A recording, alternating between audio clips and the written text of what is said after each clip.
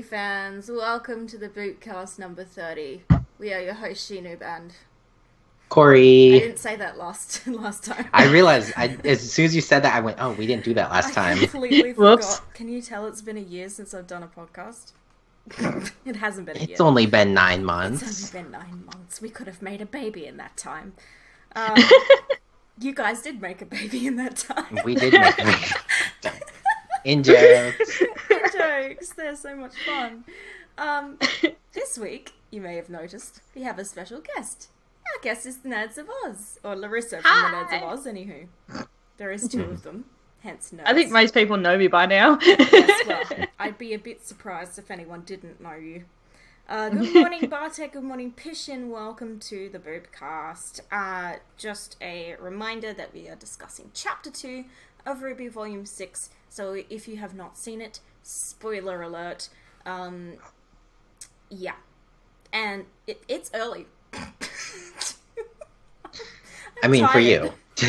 I have coffee. I'm very tired. I have tea in my Spyro mug.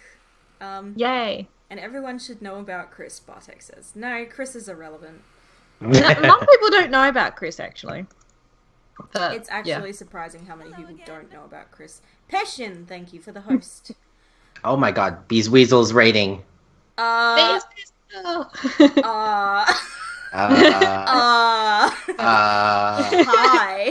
Hi.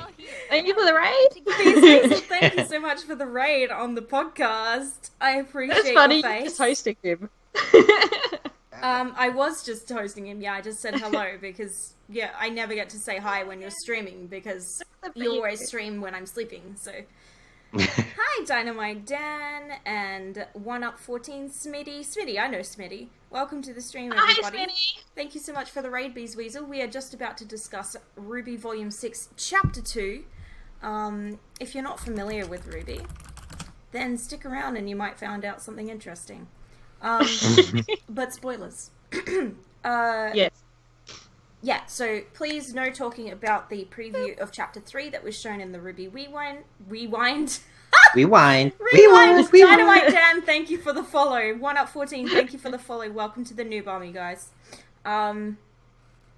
Gosh, that's left me completely flustered. Cory, take over. I know. I'm gonna deal with the chat right now.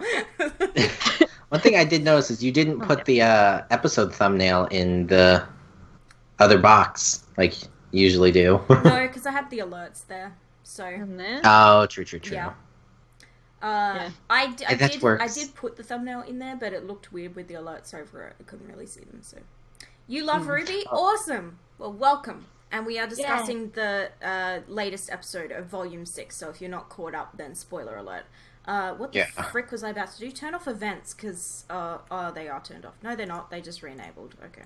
I was going to say because when I saw that Larissa's thing, I was like, if Cory jumps in the chat and it goes off, it's going to be very loud. So let's turn that off really quickly. I saw my thing post. Cory, you son of a bitch! I just turned yours off. I know. How dare you? Thank you guys so much for rating. I hope you stick around. I hope you enjoy the show. Now, oh, you're about to switch to night shift. That sucks. Well, maybe I'll get to catch some streams. Anywho, we really need to stick to our time limit today because that one down there has a podcast of her own to do immediately after this. So we're going to try and not run over time if we can help it. That's so good. We're usually running late anyway. So, I spent my evening yesterday watching the Rubies and the Ruby Wii. I said it again! You did it again! It's okay, guys, it's not even 9 a.m. Give me a break. It's too fucking early to be doing a podcast right now. And my camera is all over I don't even know what's going on. Yeah, not the right position either. I love Saturdays. No, we did have 2 Boopcasts this week. Smash. We did, yes. We didn't have time to do one last week for episode 1. So go by that fast. No, it has not been a week. It's been 2 days? Yeah. Wednesday we streamed Boopcast 29, and this is the day we'll normally be streaming the Boopcast on a Saturday morning. Hi, kitten. Ha, ha, wrong thing. And the SFX are also supposed to be turned off, which they are not. And now they are! I left the SFX on, but he did the wrong command. On purpose. So, they are off now. You're going to the next on Boopcast because it's really not Ruby related. Good. Thank you for that. Speaking of questions, we're going to switch up the format and say that if you have a question, you can go into the Streamlabs menu in the bottom right hand, that's the wrong way, corner of the stream at any time during the stream and redeem a question. It will pop up on the stream and we can answer it for you that way. Oh, look, and the thing just popped up right as I was saying that. How convenient. How convenient. I totally didn't trigger that at all. Wait, did you seriously... Sorry, it's early. Okay? I'm fucking tired. Alright, so we're going to start by covering everything that was in the Krubies and the Rewind that I thought might be worth mentioning. Neither Larissa and I have seen either of these, though. No. Okay, so I watched the first Krubie, which was from last week, which I completely forgot was up. So, that was among the crowd. It was the one that was on the DVD, though. Yeah, it was on the DVD, but I don't have the DVD, so I didn't see that. It was the one, they were talking a lot about the software, and they have a new software called Houdini, which replaces the software they were using last volume. So it's an attachment to Maya, I believe. Nerds of Oz, thank you for the host. I just realised I wasn't hosting. My bad. They discussed the train scene a lot, which apparently that was very difficult to render, which I can see why after having seen the scene. They mentioned that there are a lot more characters this volume than any other volume, which excites me. They said they were very excited by some of the screenplays when they received them. Their reaction was actually that the screenplays were crazy and they were so excited to get to bring this to life, and also like, how are we going to do this? One of the technicians said that this season was going to be a wild ride. Ooh. So that's scary, and we're also no kidding. apparently going to get a lot of answers to a lot of questions we've all had since the beginning. Yes, we had a few that's summer very questions. exciting. Very exciting. Summer Rose, please, and obviously everything that's going on with Oz and Salem as well, which we can finally talk about. We don't have to God, it was so hard last now. time. So difficult.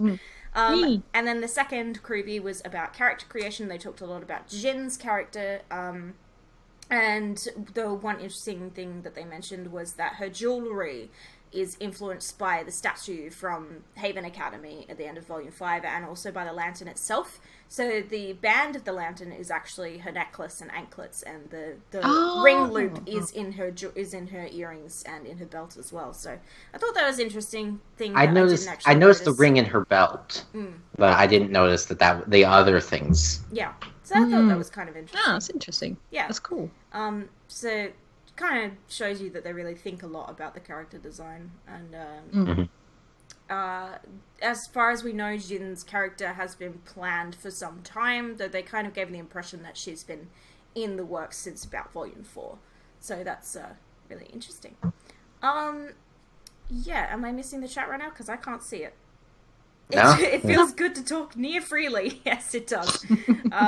If you have seen the preview for Chapter 3, obviously, don't talk about it. That's basically the only thing you can't talk about is that. None of us have seen it. We don't watch it because we're reactors. So, reactors don't watch the previews. The Ruby Rewind. So, the new girl, I'm sorry, I've completely forgotten her name. Not Ellie. I was gonna what was her name? I'm not sure of her name off the top of my head. No, I can't think of her name. My brain keeps saying Jessica, but that's definitely not it. Someone in the chat will tell me what her name is.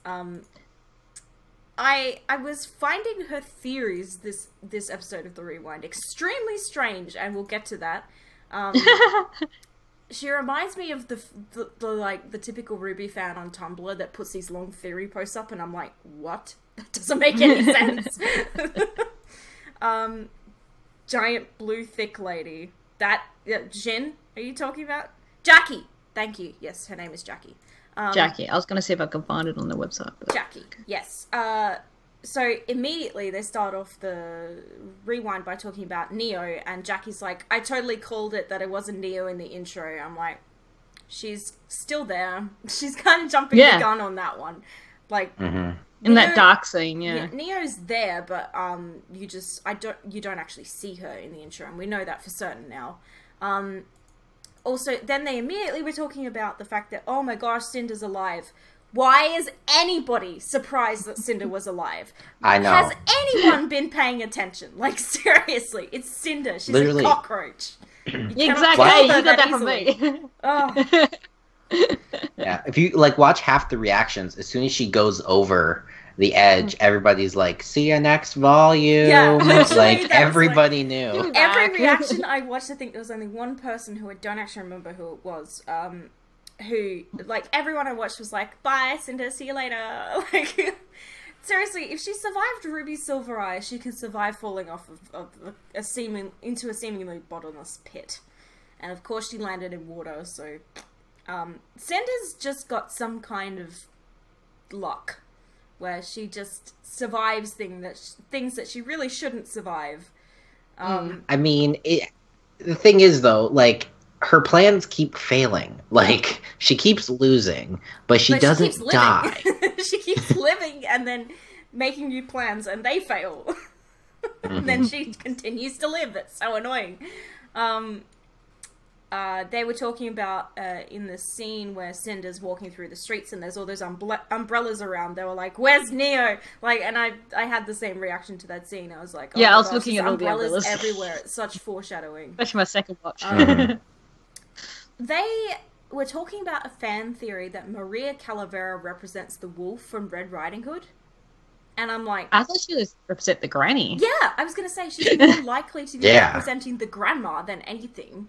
And especially if she's going to have significance to Ruby Silver Eyes in any form, then she's probably going to become like something of a mentor sort of figure. So, if anything, she's the granny. She's not the goddamn wolf. Well, I was actually, Pishan said this in chat, and I was about to say it. It could be both, because that is one of the things that the wolf does, is he disguises himself as the granny. Yeah, but I don't see that. So, I don't know. I hope not. I don't see how listen, she's already got... could possibly be, like, a threat to that extent. Like, we know there's a lot more to her than meets the eye, and we don't actually know anything about her yet. But she doesn't strike me that way. I love her. She's amazing. I love her so much. Also, just because of her association with skulls, it shouldn't be like she's evil. Yeah. No. Skulls are cool. She's like... Exactly. She reminds me of, like, a witch doctor. Kind of. Yeah. Yeah. She does have that vibe. Oh, goodness, excuse me while I turn on the fan. It's fucking hot in here. And they were talking about, like, how when all of that Jin stuff was going on during the episode, Maria didn't look surprised, air quotes. And I'm like, there was a shot of Maria looking very surprised. Yeah, her eyes were really wide open. And also her eyes are on the fritz. Yeah, and also she has no fucking idea what's going on. That's why. Like, she's just confused, because she's like... She's just watching. She's just standing there observing all of this crazy shit that's going on. She's utterly out of the loop. She doesn't know what's going on with these people. Like, imagine if 1 second you're talking to a small boy, and the next he's like, "I had no reason to lie to you." Like, completely different voice and everything. You'd be like... Yeah, you'd be like, the fuck? She's just kind of standing on the side and being like, she's just watching. I'm not gonna get involved. I think she knows a lot more than we think she knows. Yeah, but I don't think she's that in the know when it comes to Ozpin and the relics. And, no, well, there's not that many people that are, so... Yeah. They mentioned the correlation between Salem and Rapunzel, which I agree. I do think she represents Rapunzel in the story from what we've seen so far. I mean, back during Volume 3, when they were talking about the fairy tales and the girl in the tower, everybody was just like, they're talking about Rapunzel. We now know that is Salem, the girl in the tower. Yeah. So. Yeah. Now we just see the shallow sea. And it's also a good confirmation, that callback to Volume 3, that all of these fairy tales are real. They're real stories. It's not just the maidens. It's all of them. They're all real. It's like, we can assume that they are, anyway.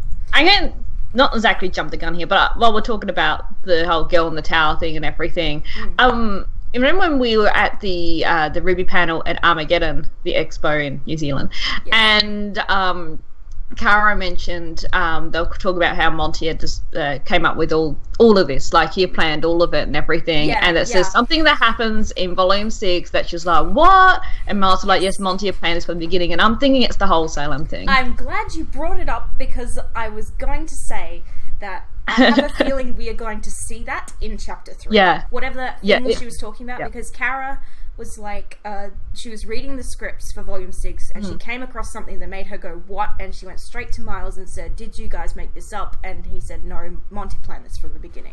So it's some big, massive story beat.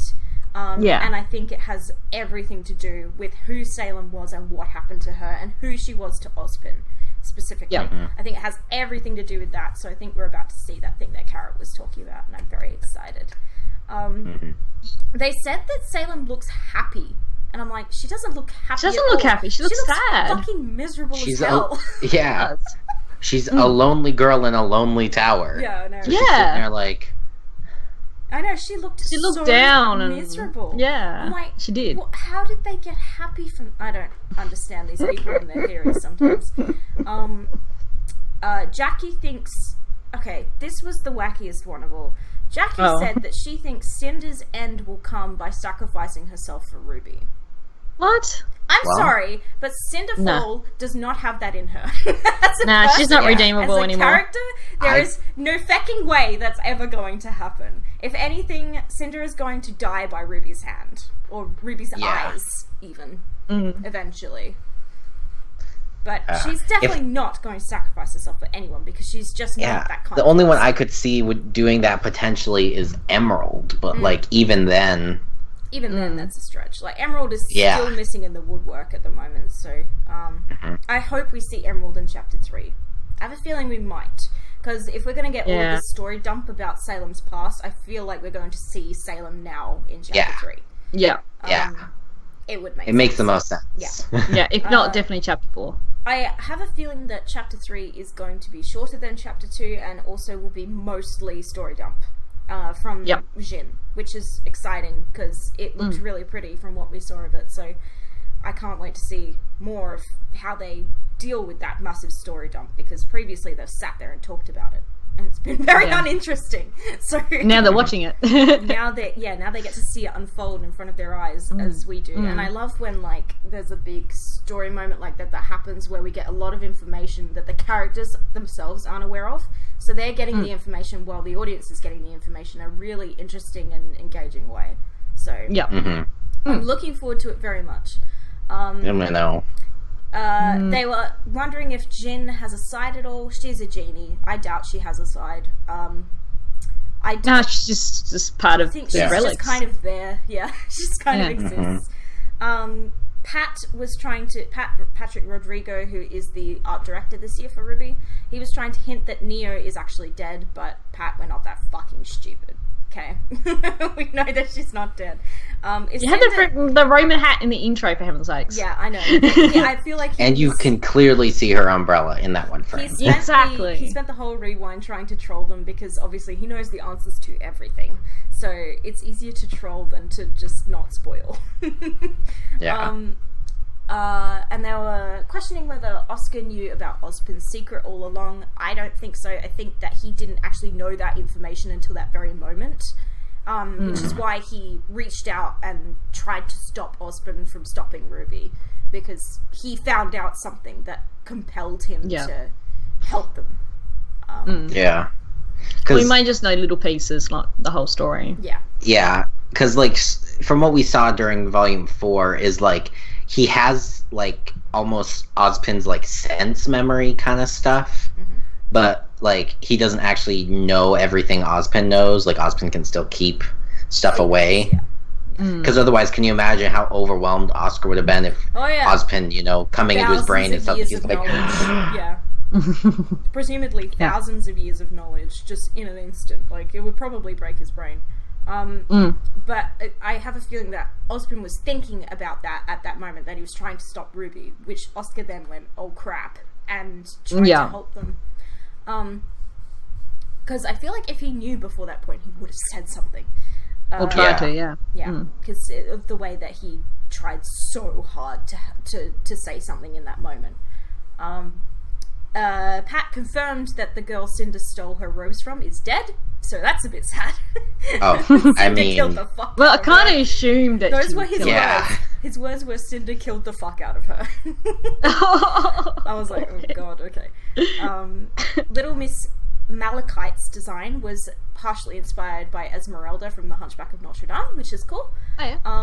Which I can definitely see. Yeah, if you go back and look at her dress, it's definitely you see the inspiration. Yeah, I can kind of see, but like that seems like a weird thing. They already had Little Miss Muffet to go. Pat said that it was for no reason in particular. He just liked the colours and the shape of her dress. Design.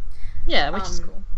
Plus, also, based on the aesthetic of everybody else around her, I just assumed it was like kind of Wild West inspired. Yeah, dress. He said there was some Victorian England inspiration, some Wild West inspiration, and also he drew a lot of it from Esmeralda as well.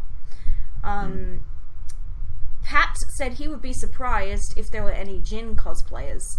Clearly, you don't know the RWBY cosplay community very well, Pat, because I have seen some incredible cosplays of Grimm and just like crazy things that I never thought people would be able to ever cosplay.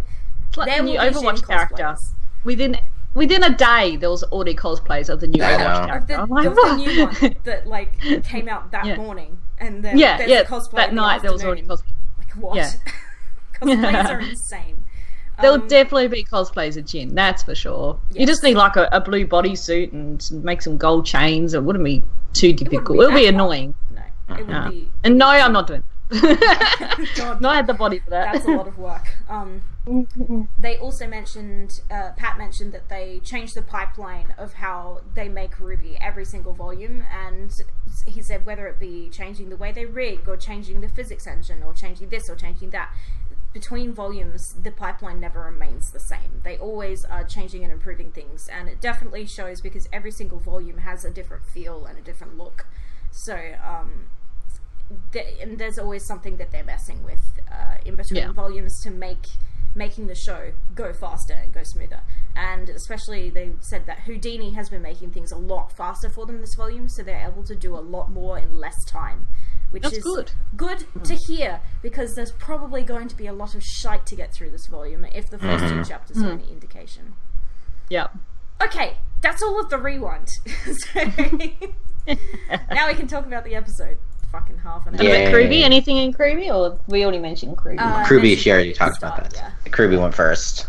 Yeah, there wasn't a whole lot in the Krubies. The Krubies are always just like, they show you a lot of things and they talk about a few things, and then that's they mostly talked about Jin's character. So I definitely recommend watching the Krubies if you are interested. They are on the Rooster Teeth website. And are they free for everyone? I think they are. I think so. Yeah, I think so, because they release them on YouTube. Yeah, they released the first one on YouTube. I don't know about the second one, though.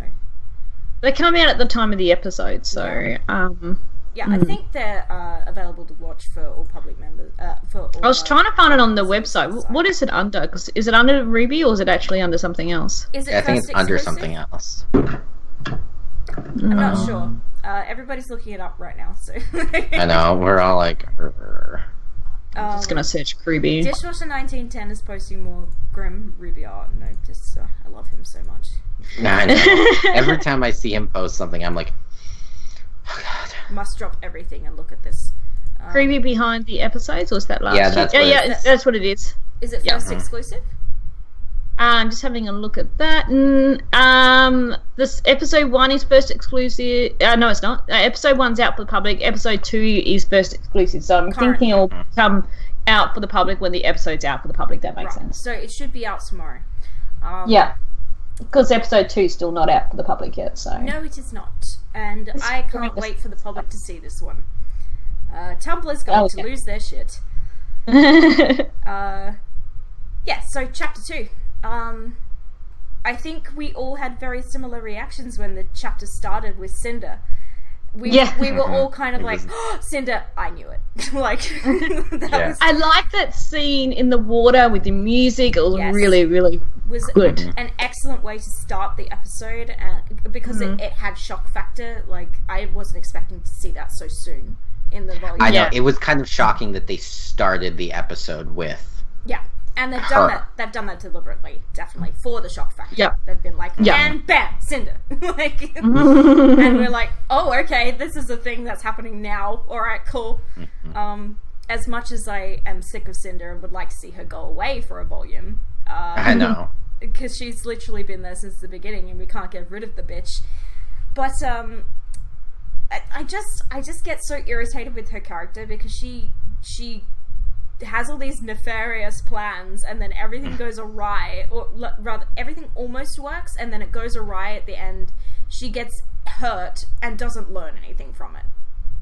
Her character never learns from her mistakes. No. She just gets back up and continues to do what she's been doing the whole time. And ugh. That was one thing that actually kind of annoyed me about the scene later when she's talking with Little Miss Malachite and the, like, guy knocks over a bottle or whatever and she freaks out. I'm like, you already had your PTSD crap after Volume 3. Why is this happening again? I think she's just paranoid at this point.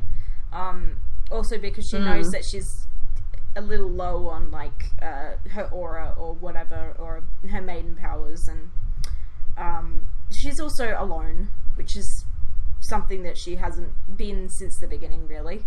Yeah. She doesn't have her posse to protect her. So, also, it's later in the episode, but I want to talk about this now. We see a billboard, wanted billboard of her and the rest of the team, and it says, last seen at Haven Academy approximately 1 month ago. So we know that Cinder's timeline is ahead of time compared to Ruby's timeline, because they're only 2 weeks since the attack on Haven, and she's 2 weeks ahead of that. How the fuck long was she in that water? I'm so confused. Well, it might have taken a while for her to actually get to the town. It might have, but... Yeah, that's what... A month? I'm still also wondering about the water as well, because, like, she falls down there... I mean, obviously, she has, like, 2 minutes to get herself out of that water before she drowns. Yeah. She gets out of the water, and she hits the ground, and, like, the little bit of light comes in, and then it, like... When she then manages to crawl outside later, it looks like about the same amount of light. So it would still be... It would be daytime now because it's raining and everything, and it wasn't raining at the end of the volume when we saw the others running off. That's so true. I'm like...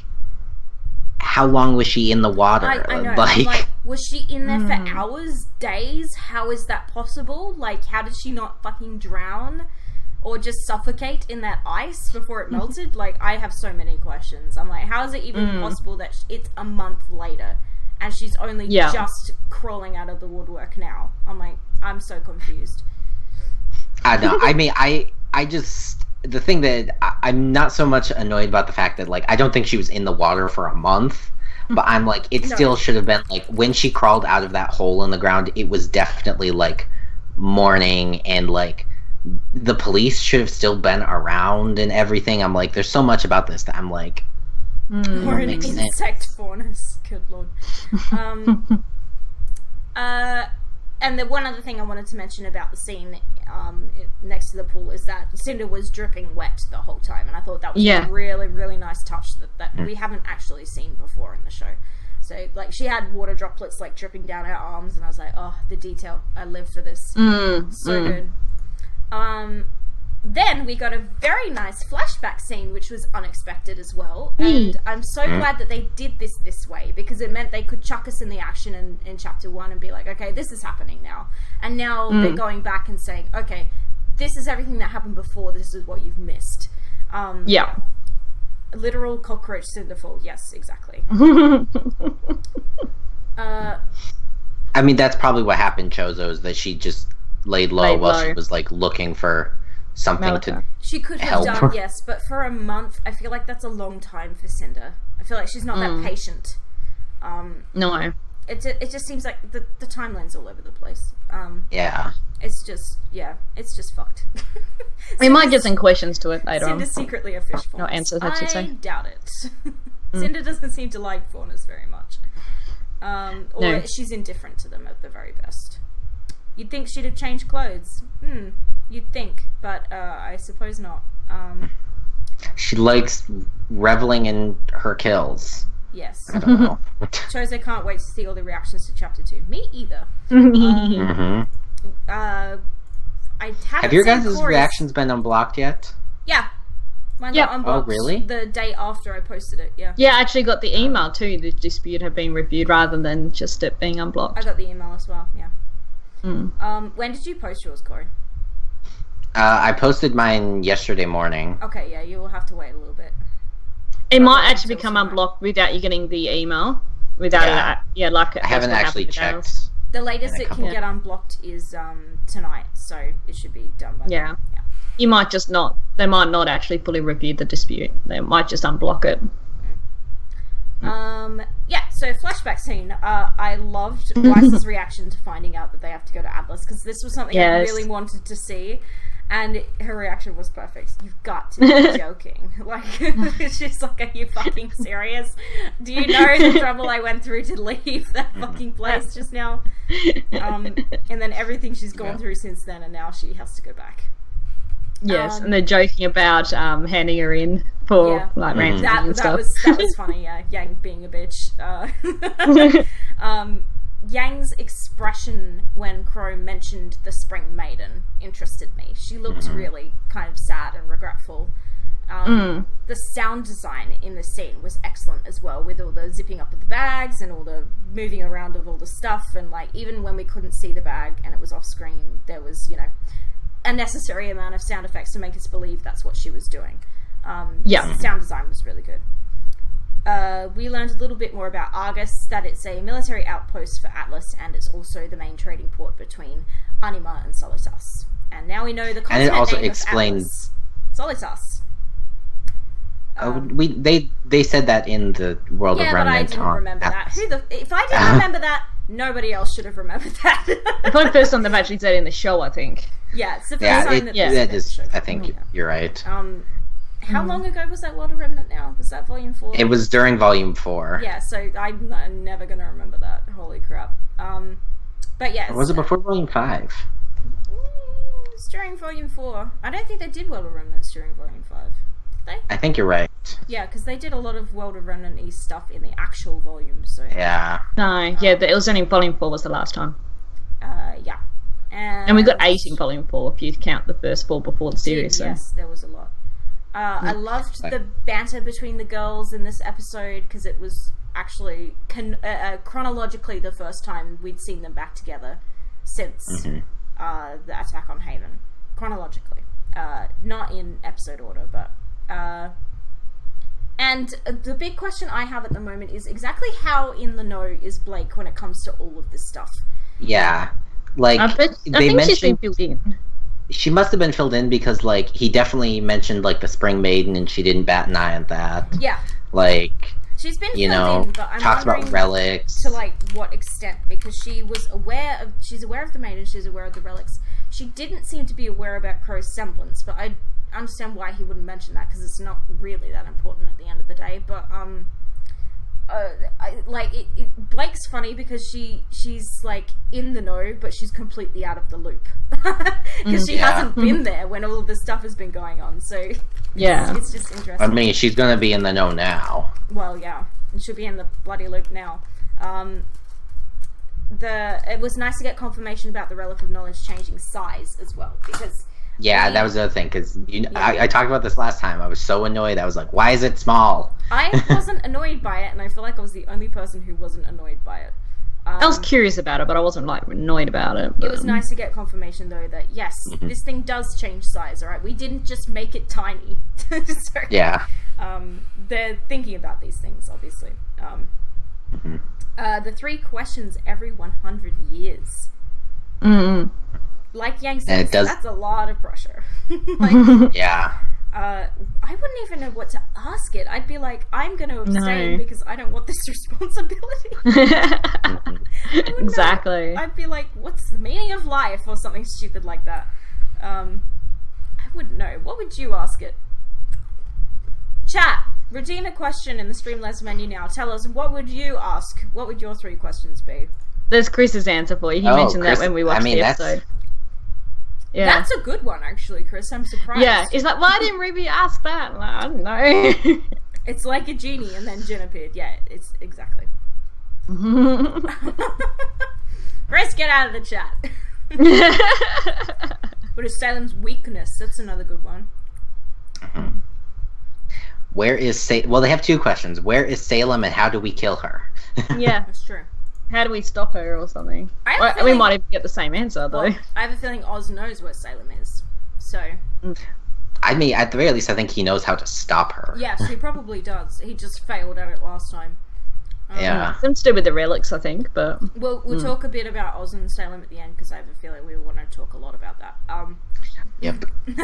Yep. Cory, stop me if I'm missing anything from the episode as well.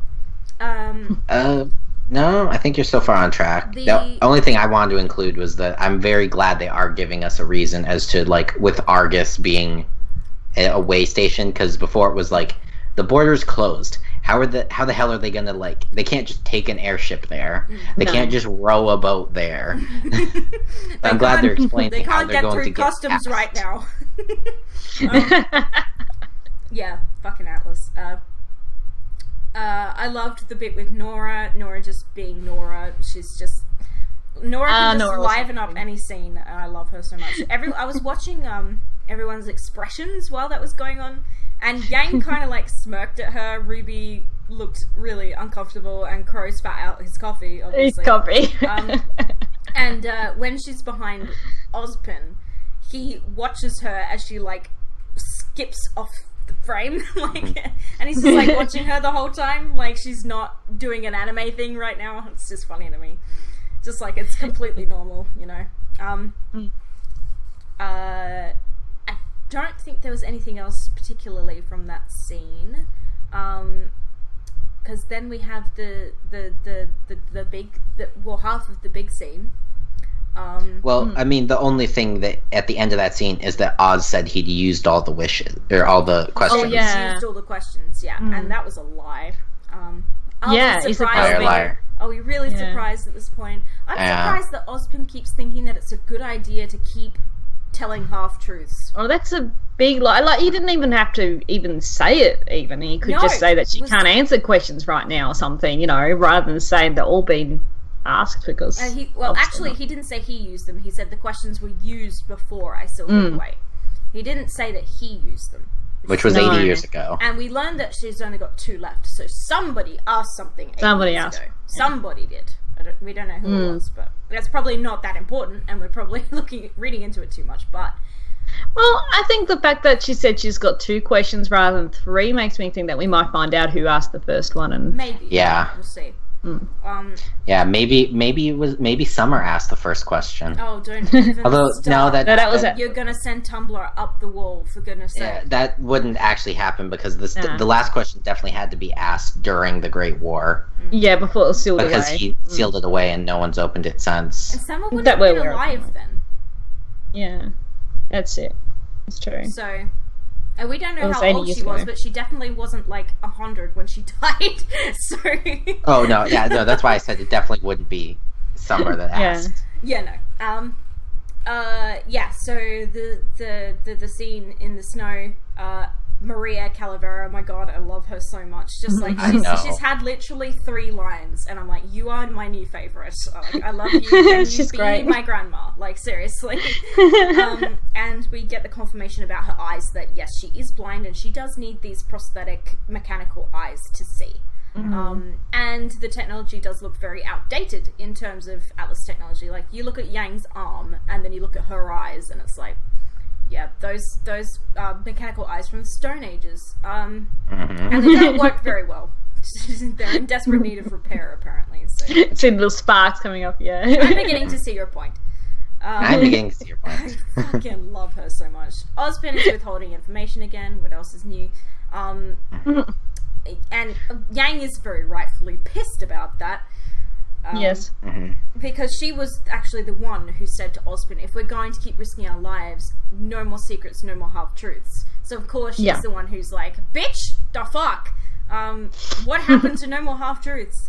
And I loved the shot of Weiss like sliding into shot with her hand on her hip next to Yang with her hand on her hip. I was like, Freezer Burn are killing me these last 2 volumes. I fucking love them so much. They've become so similar in a lot of ways. Yeah. It's weird to me because like before, the only interaction they really had was the Flint and Neon fight in Volume 3. That was the only time we actually saw Freezer Burn together working as like a unit. Well, I think they're becoming similar because, like, you know, Yang's angry about things and Weiss is just kind of a bitch, so they kind of are like similar. I still like, one of my favorite shots in all of RWBY is still from Volume 5 when Weiss rolls her eyes on the back of the motorcycle. I'm like, yes. And the shot before that when they turn around and look at Raven together, I'm like, I love these girls so much. Ozpin again trying to be like, oh, now's not the time. And Yang's like, bitch, we are past this. You're going to explain this and you're going to do it now. Yeah, exactly. What is your plan? To wait for us to, like, get rid of this old lady? Yeah. Wait for the old lady to freeze to death before we can ask questions? Now is not the time. Excuse me, bitch. Now's a perfect time. We just crashed a train. Like, spill your guts. If you're so worried about this old lady having all this knowledge, kill her when we're done. Jesus. I think Team RWBY might have a problem with that. They would have a problem with that. Ozpin's excuse, making you all aware, would only add anxiety and negativity. I'm like, bitch, that is bullshit and you know it. He just doesn't want them to know his big dirty secret, which we're all about to find out. Yeah, because, like, the other thing is like, the secret he was hiding was the fact that the thing attracts Grimm. Like, either it's going to attract Grimm, or he's going to tell them the truth. It'll attract Grimm anyway, and maybe the slight bit of negativity or anxiety they feel helps to attract Grimm, but the Grimm are coming anyway. Also, he just keeps doing stupid things and making silly decisions that are blowing up in his face very quickly. Like, if he had just told them the truth about the relic beforehand, probably none of this would have even happened.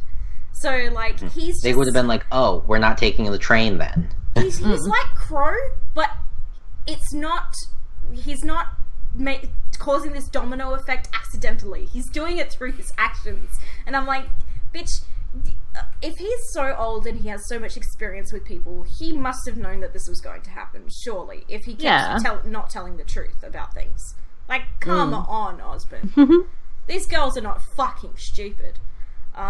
Plus, the other thing is like, oh, you keep doing the things the way you've been doing them always. How many times have you killed Salem? Big fat none. Like, exactly. Bitch, something's gotta give. You gotta try something. Yeah, exactly. Yeah, he's just being a big dumb idiot. Really. Weiss's line, I'm getting real tired of people choosing what's best for me. I'm like, yes, Weiss. I love that line. Yes, preach it, Ice Queen. Yes. Ozpin describing Leo's actions last volume and in previous volumes as missteps. Missteps. Pissed me off about as much as it pissed Yang off. Missteps? Like, really? That's how you're going to describe it? In my reaction, I literally said, missteps? He's the reason you died. I know, right? He literally got you killed.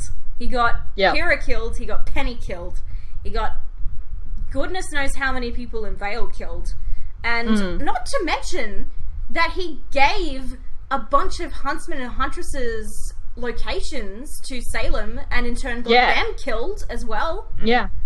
I think everybody forgets exactly how much bad Leo has done, and there's no redemption after that. And he did it because he was a coward. He didn't even do it because, like, oh, Salem was holding something over him. No, he did it because he was afraid. Yeah, and he wanted to be on the winning side. He did it because he's a little bitch, and he's dead now, so there.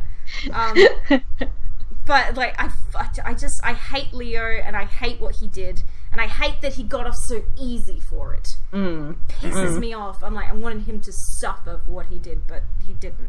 Because, well, I mean, it was appropriate the way he went out, but it still annoys me that he didn't get any kind of penance for what he did. Yeah, he didn't go to jail or anything. Yeah, no. Well, at this point I'm getting tired of Oz's constant, I kept it from you because I thought it was the best thing. Yeah, exactly. Yeah. Well, and I mean, like else. Ruby then points out is she's like, you know, that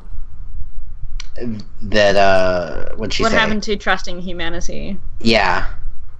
Talking about having faith. Yeah, having faith in humanity and stuff, and it's like, I mean, if he was true to his word, he would like let people do with the knowledge what they will.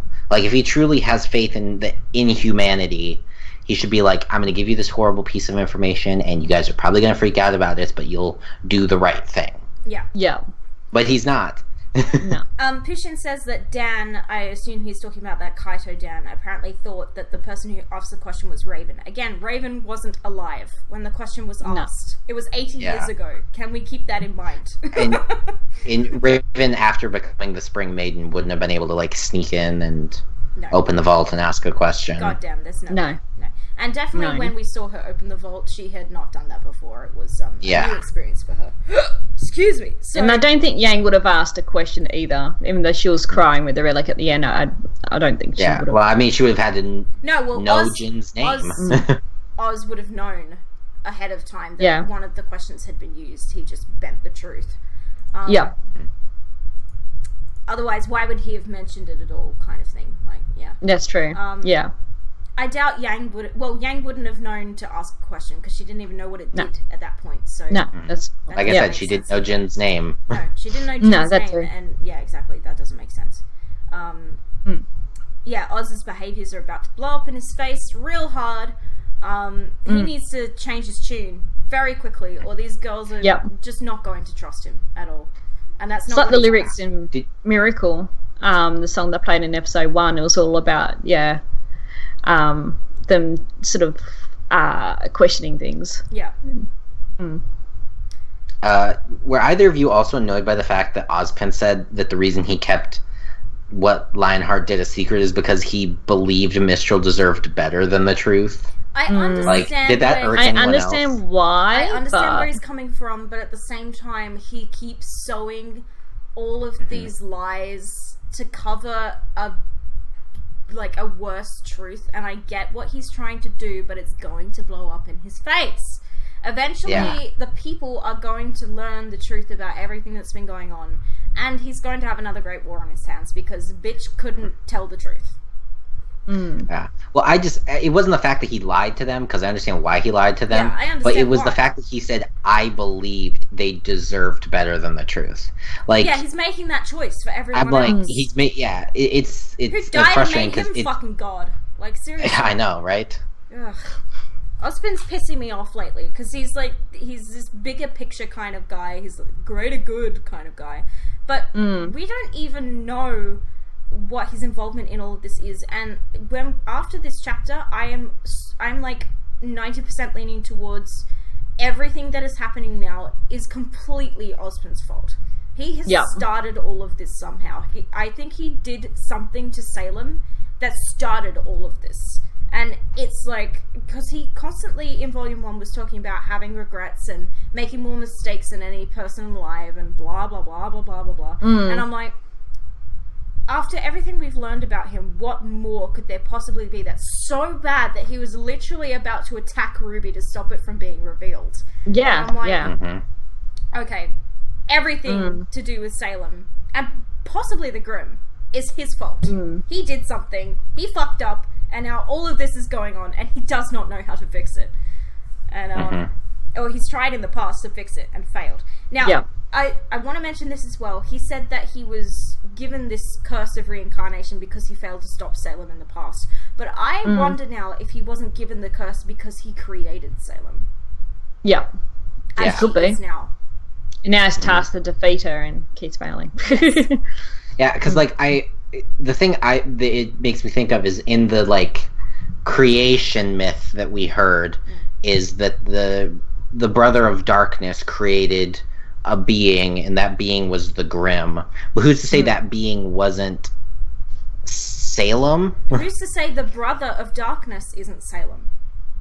I mean, true, but but still, blow your minds? No. Well, she was human at one stage. We know that now. So how did she come to be what she is? That's the question. Also, Imperial Dawn, I hate you. Just saying. Bitch is always right about everything. It's so annoying. He is. Well, because we tiptoed around this last podcast, but now I can actually talk about it. But, like, the reason I didn't believe when I saw the people theorizing that lady was Salem was because I was like, when they talked about the creation myth, it sounded like Salem was created by the god of darkness. So she was born as, like, the queen of the Grimm. So she couldn't have been human. Yeah, I agreed with you. The person that we learned that from is Ozpin. Yeah, exactly. So it's an unreliable narrator. We can't trust anything Ozpin has ever told us. We just can't trust it. Because it's not that he blatantly lies, but he twists the truth to suit himself. And it's a really dangerous and manipulative thing. So everything that Ozpin's ever told us about the gods, about the relics, about anything, we just cannot trust it. And a lot's going to come to light once we do actually get to see the entire story of who Salem was and what happened to her. Because we know now that she was human, and I always was of the belief that she was more than human, that she was not ever human. She was always what she is. But now we know that that's not the case. I'm like, what did Ozpin do to her? He did something, and that's why she is the way she is. Because we know that he did things to Crow and to Raven to suit his needs. Yeah. Like, he gave them the ability to turn into birds, whatever that means. And he created the maidens. We know at least for Crow that too. At least for Crow it was voluntary, and Crow doesn't seem to have any regrets. But I wonder if that might change now, because Crow did not have a fucking clue about Jin. That much was obvious from the scene. Yeah. He looked shocked. He looked shocked, and he looked angry as well. In the second shot, we see him after Jin has appeared, and he kind of looks down and, like, furrows his eyebrows, like, in complete disbelief, and, like, Oz, why didn't you tell me? I thought also he was a little ashamed, like, embarrassed of. I think he was embarrassed because it was like, oh, she's naked. No. I'm talking about the other shot. After Jin starts speaking and Ozpin interrupts her, we see a shot of Crow, and he, like, looks down and he's like, he just can't believe that he wasn't aware of this, and it's written all over his face. Pishian has asked a question. Considering we're talking about Salem at the moment, do we think that the Salem scenes from the Volume 6 trailer are next episode to work alongside the... yes, I do think that we'll see those scenes next episode. I don't think... It makes most sense. I don't think the trailer would contain anything beyond Chapter 3. Because I just don't think anything beyond Chapter 3 would be done at the point the trailer came out. Not Chapter completely 3 or done. 4. It wouldn't be completely done. They're still working on Chapter 3 at this very moment. It comes out tomorrow. Like, they work on it until the last second. They absolutely have no more time to work on it. And then it goes up. And then they still work on it the next week before it comes out for the public as well. I did notice, I don't remember what it was, but I noticed that in Chapter 1 they changed something in between the first member release and the public release. Something had been changed. I don't remember what it was. It was some kind of bug that they'd fixed. Okay. I'll need to go back and find it again, but they had changed one little thing, and I did notice it. So yeah, they're constantly working on the chapters until they absolutely have no more time and cannot work on them anymore. And Barbara she did a tweet the other day saying she just finished recording for Volume 6, so... Yeah, she's just finished recording for Chapter 14, and it's almost Chapter 3 now, so... yeah, they're still working hard on the chapters, and I don't think we would have seen anything beyond Chapter 3 in the trailer. We might have seen tiny little things, but, I don't think we would have seen anything too significant. So I do think those Salem scenes will be in Chapter 3, yes, to go alongside the big, massive story dump we're about to get. What else have I got in here? I liked that there was a very small detail in this chapter that I liked, which was when Ruby is holding the relic and she says, "You said it couldn't do anything right now." Yang went to speak, and then Blake talked over her. I found that interesting. I was like, Yang went to say something, and then Blake goes, "Why does it matter who carries it?" Because she didn't see that Yang was about to speak.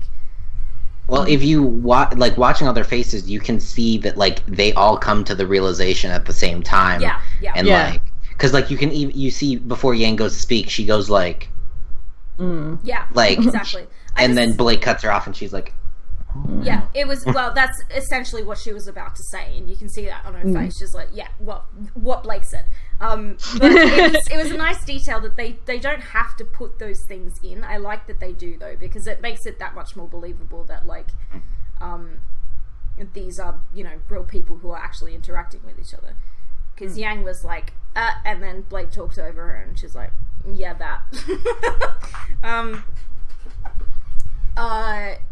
I've got written here, what did Oscar find out that made him stop Oz? Yeah, we talked about that a little bit. But I'm wondering, what exactly did Oscar just find out? Obviously, he found out that Ozpin's hiding something, but did he find out what it is? I'm wondering about that, because if he found out something so important in that moment from Ozpin probably thinking about it, that he literally retook control over his own body against Ozpin's will, and like tried so hard to hold him back to tell the girls to open the lamp. And he's like, and that was a struggle for him. You could see that. Yeah. Well, I don't know if he necessarily like knew, like learned a secret about Oz, but it was more that like Ozpin's intention was to get that lamp away from Ruby at any cost. Yeah. And he says, and then he was like, I'm not gonna let you hurt Ruby. Yeah, and he says he's afraid you'll find out what he's hiding. So obviously Oscar also wants to know what Ozpin's hiding. So Oscar is not on Ozpin's side. I'm getting the feeling that he's like on the girl's side, essentially. Yeah. And after this, he's definitely going to be on the girl's side. I feel like there's going to be a lot of trust issues between Oscar and Ozpin now, which is going to be interesting considering they inhabit the same shell. I'm like, this is the problem. Ozpin really, really needs Oscar's unconditional trust and consent constantly. Yet all he's doing is lying through his teeth. And I'm like, Oscar's never going to trust you. Like, this is going to be a massive problem for you. Like, how does he not see... Apparently he's reincarnated several times. Does he always do it like this? Because it can't have worked. Yeah. It must have backfired before this, surely. I don't know. I don't know why Ozpin does anything that he does. Another thing I've got written here is the physics with the wind in this chapter were absolutely gorgeous. Within their capes and their hair and just their clothing in general. The way the wind was whipping everything around looked really realistic and really good. In the snow. It wasn't janky or awkward. Their capes didn't clip through anything. It just looked really, really good. The wind physics were excellent. And they were on top of the train as well. Yeah, even Crow doesn't know what's going on. He's like, and he looks shocked that he doesn't know what's going on. And like, well, one thing I'm excited to see in the future is, as you watch this episode, a lot of times you see Crow turn to Ozpin for like permission, or like confirmation. And I'm wondering if from now on, Crow's going to be like, "Oh, I know this, so I'm just going to say it because fuck you, Ozpin." Yeah, and like, obviously, Crow just looks so shocked at the fact that he didn't know this. And that's going to cause trust issues between Crow and Oz now, surely. Like, definitely. And the fact that Crow, like, when he steps forward and says, hey, and then the girls threatened him, and he said, do whatever you think is right, Ruby. And, like, Kiddo, he said, he's almost turning on Ozpin there, but not really. He's leaving it up to Ruby. He's like, I'm not going to be the one to tell you what to do. You decide what to do. And again, he has a lot of faith in his niece, for her to make the right choice. They all have a lot of faith in Ruby for her to make the right choice. I mean, and also she's the one holding the lamp, so she gets to make the decision. She gets to make the choice. It's her choice to make. But he didn't try to stop her. So I think also he didn't try to stop her because a huge part of him was insanely curious. And obviously he's been in Ozpin's circle for a long time now, but the fact that he didn't know about what the relic does has shaken him, and he's gone, Ruby, you do what you think is right, because a part of him is like, I really need to know this. Like, he's actually, like, he looks like he's just dying to know what Ozpin's been hiding from him, and I feel like he's gonna struggle to trust him now. Then we got the scene with Little Miss Malachite, And yeah, we learned it's been a month since the attack on Haven. That doesn't make any sense. Oh, wait, there was one thing I wanted to say about that scene. Is when she says Jin and all the snow stops. Yeah, I skipped right over that. I'm wondering, I'm like, are they now existing in like this moment in time? Suspended like time, Jin, are they suspended in time? So that way, like, as a way to like keep the lamp or keep Jin safe from like attack? Yeah. Or are they literally just like, is there just this section of the world now where it's like the snow stopped falling? And will somebody who's like walking around I was wondering that myself. Yeah, would somebody be walking around like, this is a strange weather anomaly? Like, what's going on here? I was wondering that myself about whether they are in suspended time while Jin is out in the world.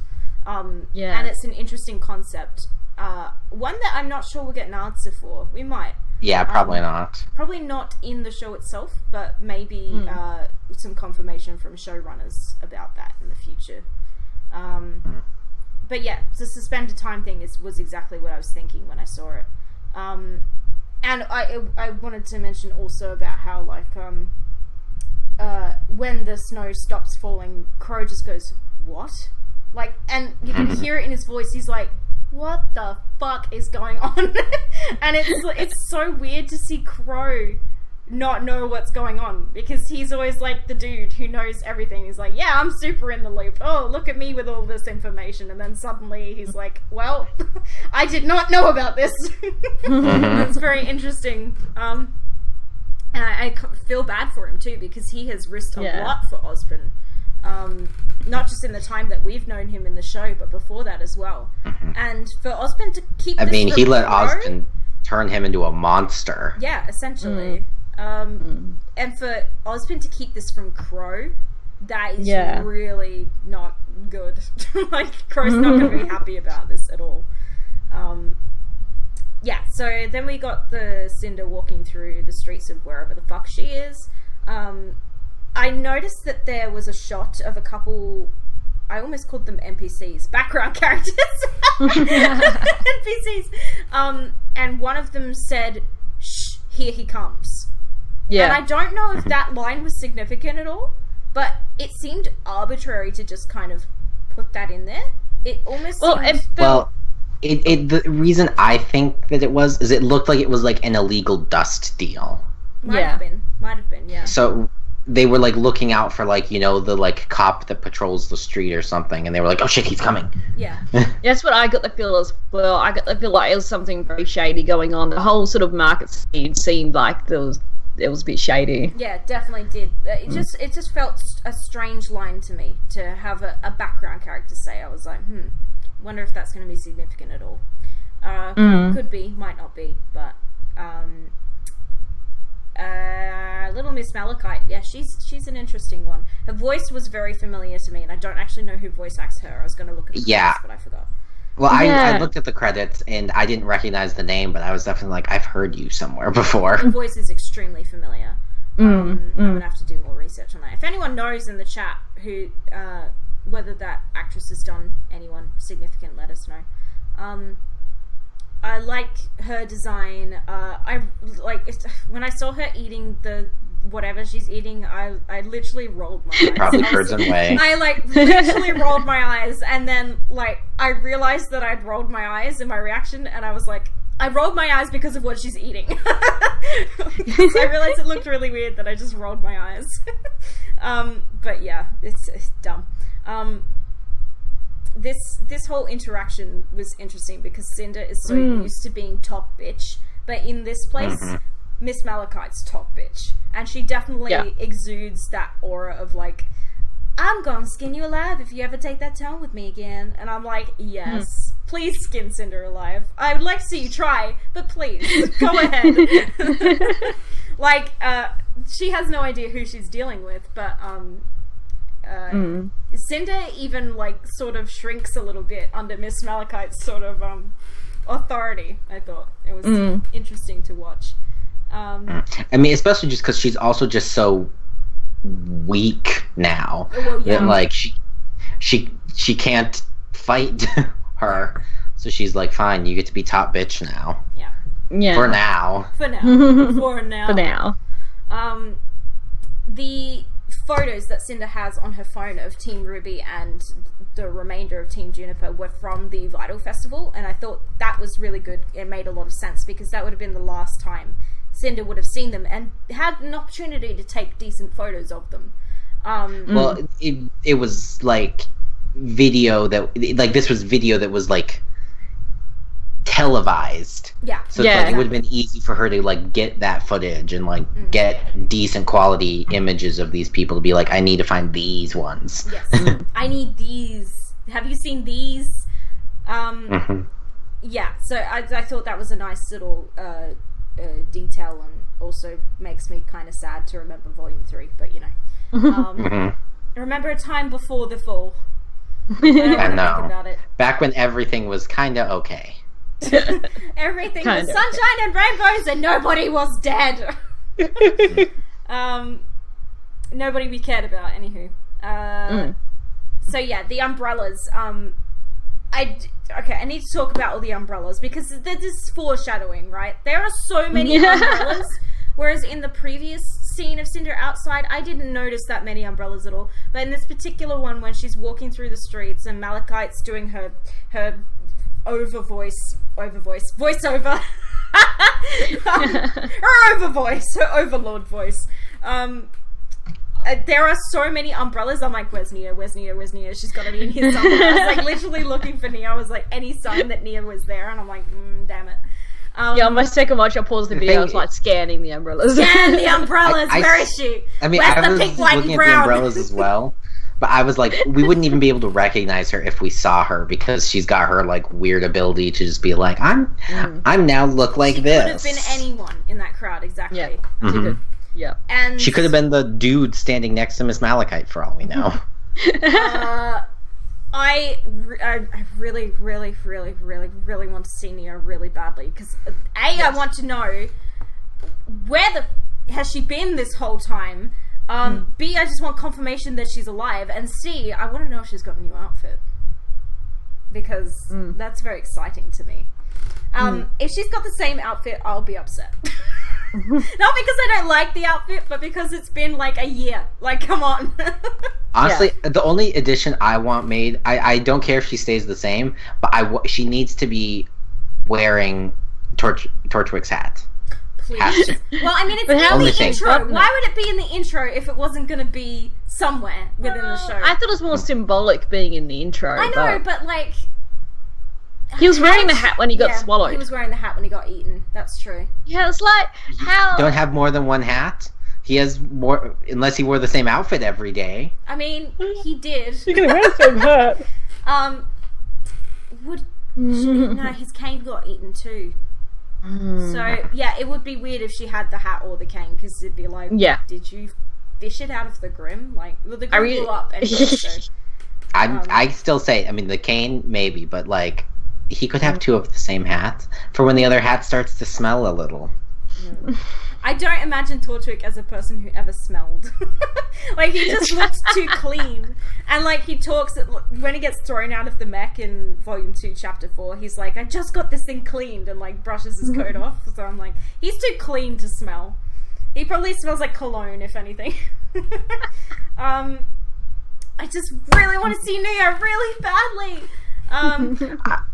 I'd be a little disappointed to see Neo, I'll be honest. You're crazy! Like, well, but the last... I still think that, like, at the end of... or beginning of Volume 4, like, Salem was talking to somebody through that seer Grim about locating the relic, and so it's like, okay, she was still looking for the relic, you know, back then. Why would she now be, you know, in Mistral looking for Cinder? Maybe? I mean, granted, there's no confirmation that she was even talking to Neo through the thing, but that would make the most sense based on the fact that we didn't hear a response. Just purely based on the intro, I am of the belief that we're going to see Neo soon. It's going to be where Cinder is, and she's going to fight Cinder. Because the intro gives me initially I thought maybe it's Neo in the robes and then it's Cinder because they're trying to throw us off. But Cinder's definitely fighting somebody wielding an umbrella in the second shot. And in the first shot, Torchwick's hat shows up and then gets slashed out of view and Cinder goes on guard. So I'm like, Neo and Cinder are going to fight and it's going to be glorious. Yes. I hope Cinder doesn't kill her. Ooh, I just had that thought. Don't get rid of that thought immediately. Don't bring Neo back after 3 years and then kill her straight away. I'll be pissed off. But I don't... The thing is, I never really understood... after Torchwick died, I was like, so where does Neo's allegiance lie now? Because it was with Torchwick before. Torchwick was her... She was Torchwick and Torchwick was her, you know, like they were a unit. And now that Torchwick's gone, I'm like, is she on Cinder's side? Is she on Salem's side? Is she on nobody's side? Like, Neo is chaotic neutral at the moment. So, yeah. Or evil neutral, whatever. I don't fucking know how that chart works. I'd say she'd probably be doing her own thing. Yeah. Yeah. But then that begs the question, why would she come to Mistral and attack Cinder? Yeah, exactly. That's my biggest question is like why would she be here? Why would she be here? Also, and like unless they explain that like she came after the fall of Haven, she came hunting Team Ruby to try to avenge Or maybe Roman. She's from Mistral, so she decided to return home. She could, again, like Cory just said, she could also have come to Mistral hunting Team Ruby, or hunting Ruby specifically. That's also a possibility, and just hasn't found them. Or the other thing, maybe she's hunting after Salem's crew. She could, because if you think about it, they don't actually. It was never like televised that like Ruby and all them were there, but it was televised that Emerald, Mercury, Hazel, Adam, and Cinder were. Yeah, exactly. So, and that would explain them fighting. So maybe she's there to be like, "You got Roman killed, you bitch. You bad word. Eat umbrella. Eat umbrella." I just miss Nia because I loved her design and I loved her fighting style. I don't know if they're going to be able to replicate her fighting style. That's the only thing that worries me. Because that was very Monty-esque animation. And she's all legs when she fights. Like I was rewatching No Breaks. She is all hips and all legs. It's just legs everywhere. And I love that about her. Also, if Neo pops up on screen and speaks, I'm warning you now, I'm going to lose my shit. I don't want her to speak. I kind of don't want her to speak, but if she speaks, I'm going to lose my crap. Like, because, you know, I am of the mind that she's a mute, but I could also see them just making her speak out of nowhere just to be like, haha, gotcha. You know, I wouldn't put that past them. So, back to the second Jin scene. Everybody's faces staring at Jin cracks me up because they're all just like wide-eyed and like, like just completely slack-jawed and wide-eyed, like, I don't even know how to react to this. And they all have the same expression. Like Crow, Ruby, and Maria are all looking at Jin like, We also skipped over the fact that Hazel's already been to Miss Malachite. Yes, Hazel. Yes, good. Thank you for bringing that up. Yeah, the henchman girl mentions that the big guy asked about them last week. Hazel, obviously. So interesting. Hazel, Mercury, and Emerald are around that general area. Or well, at least Hazel is. At least Hazel. I think that and the Merc are probably back with Salem. Actually, now that I think. Yeah, based on what we saw in the trailer, they're probably that way. Now that I think. Well, Hazel's hunting. Yeah, Hazel's out hunting for probably Cinder. Or, no, Team Ruby. He's hunting for Team Ruby, yeah. That's what and he's probably hunting Ozpin. That's true. He probably is. And I also think it's interesting because the line Salem said in the trailer about when your ambitions, supersede. Supersede my my will or something or other. I think she's talked a lot about Cinder there because Cinder hasn't returned to Salem. She's now doing her own thing, hunting Team Ruby. She probably should have gone back to Salem straight away. Yeah, so that's not going to be good for her. That's not going to be good at all. That's not. No. Salem's not going to have that. She'll be like, bitch, excuse me. Who's in charge here? It ain't you. Yeah. But who's to say she even knows she's alive? That's true. That is true. I'm sure Salem will find out. Well, Salem doesn't know what happened in the vault, and Emerald and Mercury and Hazel don't know what happened in the vault. So all they know is that she never showed up. All they know is that Cinder didn't come back. And Emerald at least assumes that Cinder is dead. So I'm going to say that they're going to go back to Salem and say, Cinder got killed because she's an idiot. Yeah, so I imagine that at this point in time, Salem doesn't believe that Cinder is alive. Yeah. She just got beat by a maiden who was better than her. And really, Raven should have just killed her instead of trying to be all fancy about it, but you know. Yeah. The thing I can't help but wonder is if, like, part of Salem's training for Cinder wasn't, like, if a battle isn't going your way, you will think of Emerald. Like, prepared her to make a successor that Salem could still control. So maybe that's part of what it is, that because Emerald didn't come back the Fall Maiden, she's still alive. Maybe. Yeah, and that could be what that scene from the trailer's about. Is Salem scrutinizing Emerald and being like, do you have the maiden powers kind of thing? It could very well be that. And the other problem I see with that sort of contingency plan is that Cinder's not somebody who thinks a fight is ever not going her way. Because she's too stubborn and too proud to think that, I can't lose a fight, I'm the full maiden. Meh. Yep. Lost a Pyrrha. My name's Cinder Fall. She would have lost a my nefarious plans. The maiden powers. Pyrrha was actually a better fighter than her, it's just that she's a fucking maiden. It's the only reason she won. Yeah, exactly. Where am I? Jin recognized Oz in Ozpin's body. That's very interesting. So hello, old man. Yeah, it's a pleasure to see you again, old man. And I'm like, okay, she recognized him in a 14-year-old. That's kind of weird. All right, I need to know more about that. Crow looks in disbelief and pissed off. Okay. Maria's like, the fuck? Maria's just completely like, I don't even know what's going on here. Weiss, Blake, and Yang threatening Crow. I found this bit of the episode very interesting and very tense. Because the first time I watched it, my eyes were fixed on Weiss. Because obviously she was the center of the shot. And she was the one she was the one that had her weapon She held her weapon at Crow, and then in the next shot you can see the tip of it pointed right at his chest, and he's like, okay, I'm not gonna do anything. And he looks a little worried. Because I'm not sure how he would even fare against the three of them. They could probably take him down if they wanted to. Yeah, he's good, but is he that good? Probably not. And would he even want to fight them? Is the other thing. Well, that's the thing. Yeah. I doubt it. Yang looks pissed off, and I'm like, never mind Weiss and Blake. The fact that Yang threatened her uncle because he said one word and made a move towards Ruby, and not in a threatening way.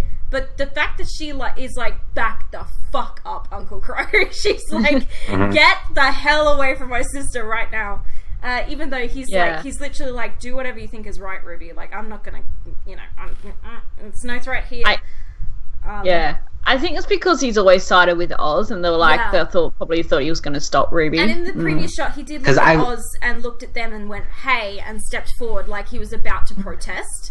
But he wasn't protesting. He was just going to say, Ruby, you do what you think is right. Or I wonder if he wasn't just straight up trying to diffuse the situation. Because, once again, he did that thing I talked about earlier. He looked at Oz for, like, what do I do? And he saw that, everything's tense right now. So he's like, okay, everyone calm down. And then they're like, I will cut you. And he's like, okay, do what you want. Do what you want. Weiss will shank a bitch. She has got the looks, if looks could kill, Weiss's expression just murdered Crow. Like, seriously. Weiss just in general would be a mass murderer. Fuck up. Like, oh my god. That whole shot, I was like, my heart stopped and I was like, Jesus Christ. Like, that shot just made me go, oh. Like, I didn't say anything during my reaction, but I was like, oh my god.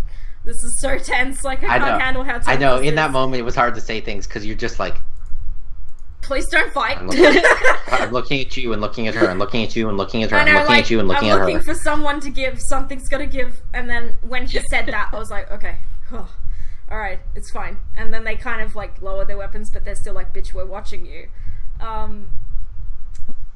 What exactly was Ozpin's plan when he like rushed Ruby after she asked the question? Because he's like, no, and then he rushes her. Yeah, I know. I was wondering anything. I was wondering that too, because like she wasn't holding the lamp anymore. The lamp was off on its own. Like, was he just going to attack her? But he must have known that that was pointless because she'd already asked the question. He must have known. But I think he's just desperate to do whatever he can to stop her. That he's literally like, I'm just gonna, I don't know, push her over or something. Like, or it could be that he has a lot more power than we think he does, and maybe if he had touched her, he could have done something very damaging, to her, which is a scary thought. Like, Ozpin rushing after Ruby like that scared me. I was like, oh boy. Yeah. Don't fucking Will hurt says Ruby. pull her away from Jin, maybe, but I don't think that would have worked because even Crow was affected by Jin, and like he was like 5-10 feet away from Ruby. Well, in this, I think everyone in that space where the snow stopped was in that little area there will be affected. I don't think it was about jump scares at all. I think it's just Ozpin being so desperate to just stop her that he did the only thing he could think of in that moment, which is rush her. And like, I was like, A, don't hurt Ruby. How dare you touch a hair on that girl's head? And B, it surprised me coming from Oz because he's always spoken very highly of Ruby. He's always had a lot of faith in her ability as a team leader and as a huntress. For him to then basically be about to attack her was a bit shocking. And he's obviously so desperate to keep this secret a secret. Which it's going to be interesting to find that out. Blake's ear animation in this chapter was gorgeous. It's so good. I always like just this volume in general. Whenever Blake's on the screen, I'm watching her ears constantly because I'm like watching for all the like little flicks of like who she's listening to and just like how she's feeling and the way that they like tilt back when she's sad, and I'm like, your ears are so. And the point up when she's surprised. And Blake is so like emotionally unavailable that her ears are half of her personality. I know. So I'm like, I watch her ears more than her face to gauge like how she's feeling. It's really interesting the way it changes, like because her ears I feel like are a lot very telling. So like she wears a lot more of her emotion on her sleeve or on her ears because she has them, whereas other people don't have that, and you can only really gauge how they're feeling from their face, whereas she's got this other element that kind of tells you how she's feeling.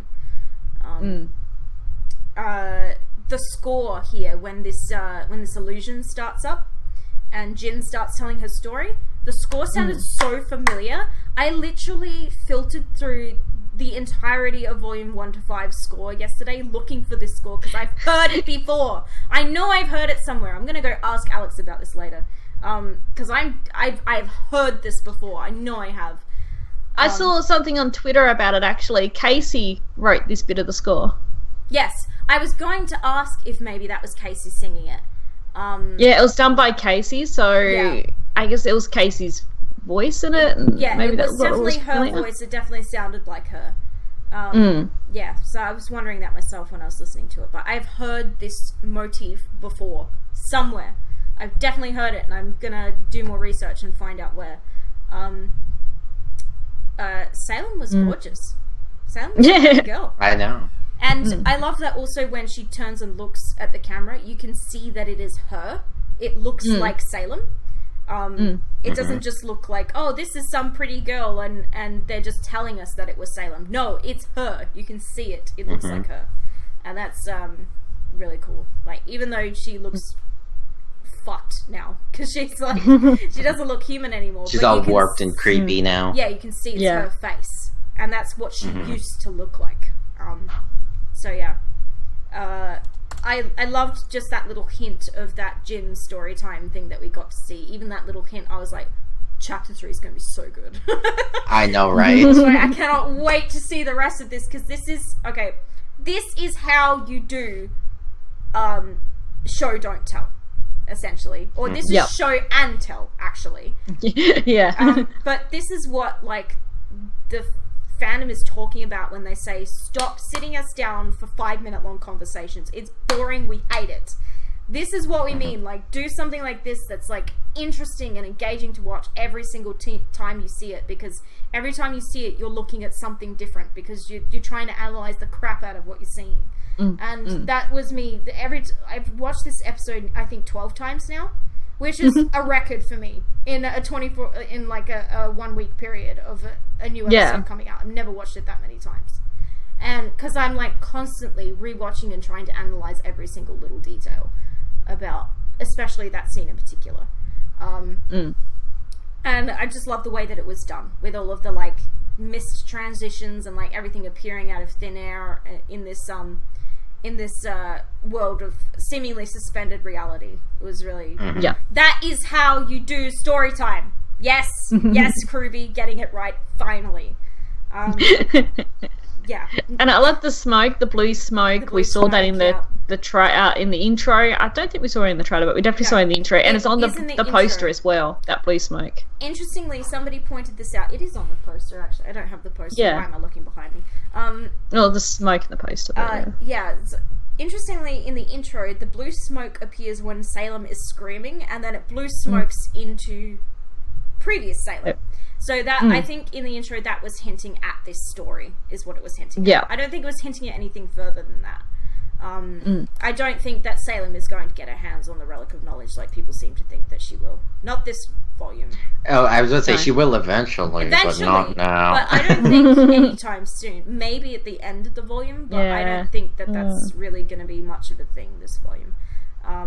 Because people... No, I think she's definitely going to run off with like Atlas's and the Relic of Knowledge at the same time. Probably is what will end up happening. They'll be like going to seal it away, and she'll be like, yoink, double betrayed or something, and steal it then. Double betrayed. Yeah. I feel like, she's definitely going to go from 3 steps behind to 10 steps ahead very quickly. Yeah. Eventually she's going to get sick of all her henchmen being useless and deal with this problem herself. And that's not going to be good for anyone, because we don't actually know what she can do. But I am still of the mind that she has created the Grimm. The Grimm are her children, essentially. I'm still going with Mother of Grimm kind of thing. Or she's taken them on as her children or something. We know that whatever the place that she's in is where the Grimm come from. Or we can assume that based on the start of Volume 4, Chapter 1. It looked like the Grimm was emerging from that black pool. Now, we haven't got a lot of confirmation on that, but I think it's safe to assume that that is the birthplace of Grimm. And it's her domain, so it makes sense that she's like the mother of Grimm, and she created the Grimm, or she's just, Well, the Brother of Darkness created the Grimm, apparently. But that could still be. But it's is this just a story that Ozpin's telling us? We can't trust him. It's just like everything he's ever told us is exactly like a white sheet over our eyes, and we're like, don't know what to believe. And again, but I do have a question for you guys. Yeah. So she's in this tower. Do you think that Beacon is that tower, or do you think that she has corrupted the tower? Okay. I have seen this theory everywhere, because everyone's like, oh, it's Beacon Academy, look, it looks the same. All fucking castles look the same. For goodness sake, they all look the same, because guess what? They all have towers and staircases. That's why all castles look the same. Pat did not answer this question on the Ruby Rewind, because he immediately they said, is it coincidence that it looks like Beacon Academy? And he went, yes. And then they were like, are you serious? He goes, no. So I have a feeling that the allusion to Beacon Academy is deliberate, but I don't think that the castle and the academy are one and the same, because the academies were built after the Great War, as far as we know. And this castle existed thousands of years ago, probably. So So well, I'm wondering if the tower that she is currently existing in is the same tower. It could be, because we can't really see much of it in. Because I went back and watched every shot I could of like Salem's domain, and I was like, we really only see that they're in like a tall place. Is all we can tell. I feel like that's more likely than the Beacon Academy theory. Yeah, I definitely think it's the tower she's in now. It could be that maybe when Beacon was built, Ozpin used maybe the because he might have seen the tower originally, what it looked like, and maybe used that as the inspiration for Beacon. Maybe. So Will said, "I'm interested in the fact that Salem's based off Cinderella. Rapunzel. I meant Rapunzel. Yeah, Salem is definitely Rapunzel. That much is clear. Lonely girl in a lonely tower, long blonde hair." And she was fiddling with her hair in the scene that we saw her in as well. There was a lot of hair focus in that shot. I still wonder how much she is actually going to be related to that, or if she's still like the Wicked Witch of the West. Yeah, she could be both. Bishop said it right as I said that. She could be both. Yeah, she could be Rapunzel gone Wicked Witch of the West. Yeah, so, I mean, nobody's confined to one thing or another. But, well, if you ever seen Wicked, the story of Wicked, which is before, of course, the events,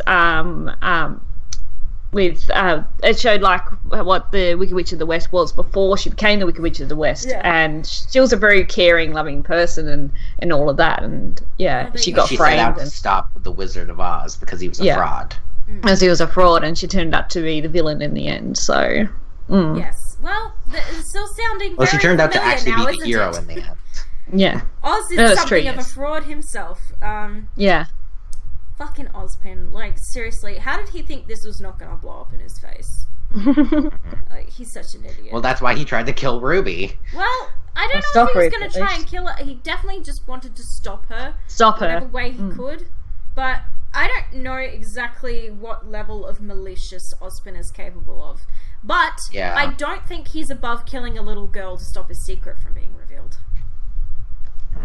And I don't like that, because I've always seen Ozpin as this greater good kind of figure, and like he's ambiguous, he's morally ambiguous, but he's a good guy. But now I'm like, is he a good guy? Yeah, I'm not he's sure so scared of these secrets getting out that you know, who knows. I'm just not sure about his nature. Based on whatever they learn in there, based on what we've seen in the trailer, is they still let Oscar be near them. Like, they don't just leave Oscar in the wilderness. They let Oscar stay. Actually, that's a good point. That shot of Maria on the bike and then walking through the snow, Oscar's there, that could be from Chapter 4, because I don't think it's from Chapter 3. Yeah. I don't think it'll be from Chapter 3. That's a good point, actually. I don't think they're going to be able to fit that in Chapter 3, and I don't think it would be appropriate either. So I think that might be a Chapter 4 scene. And that was weird, that there was a little glitch in the trailer there with Weiss's hand passing through her skirt, so it kind of makes sense that it's that's happened a lot of times before. Yeah. It just makes me think it makes sense that it's in a later chapter, because it hasn't been fully refined yet. It's not been refined, yeah. So I'm sure they'll fix that by the time the chapter comes out. Yeah, I'm sure they have. I mean, especially because as soon as they saw people talk about it, they were like, oop, fixed. Whoopsie, yeah. Gosh, you can count on this fandom to find the errors wherever they are. If it's true that Ozpin bonds with a like-minded person, what does that imply? For Oscar. So do you want to redeem that question through the Streamlabs menu, because I'm not supposed to be answering it in the chat.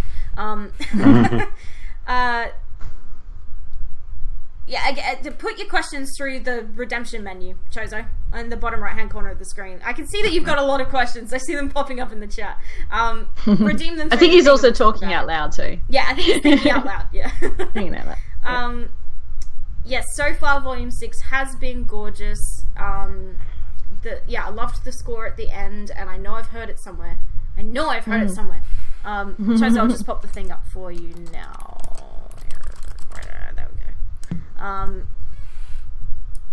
Yes, this volume so far has been beautiful, and like somebody on Twitter, I don't remember who it was, I'm so sorry, I did retweet it, they put up a side-by-side of the Emerald Forest from Volume 1 and the snowy forest from the very beginning of Volume 6 next to each other, and I'm like, that's 5 years.